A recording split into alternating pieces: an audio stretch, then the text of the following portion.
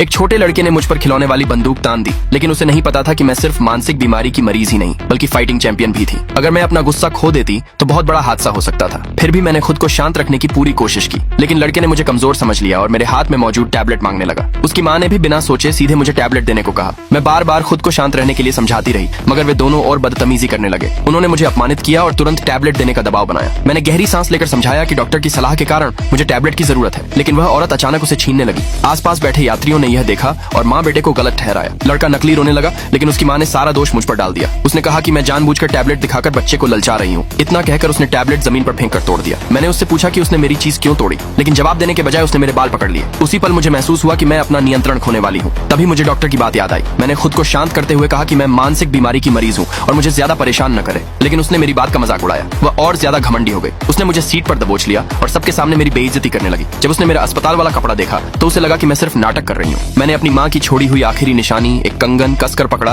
और खुद को शांत करने की कोशिश की। हर सेकंड मुझे लग रहा था कि मैं टूट जाऊंगी। मैं रेंगते हुए अपने बैग तक पहुंची ताकि दवा ले सकूं, लेकिन जैसे ही मैंने दवा उठाई उसने उसे छीनकर सारी गोलियां जमीन पर फेंक दी। फिर उसने मुझे मजबूर किया कि मैं घुटनों के बल बैठकर उन्हें उठाऊं। मेरे पास कोई और रास्ता नहीं था। तभी उस लड़के की नजर मेरे कंगन पर पड़ी। उसकी माँ ने तुरंत वह भी छीन लिया। वह मेरी माँ की आखिरी निशानी थी। मैंने खड़े होकर उससे कंगन वापस देने को कहा, लेकिन उसने जानबूझकर उसे जमीन पर पटक कर तोड़ दिया। उसी पल मेरा गुस्सा पूरी तरह फट पड़ा। अगले भाग के लिए नीचे कमेंट में यस लिखे।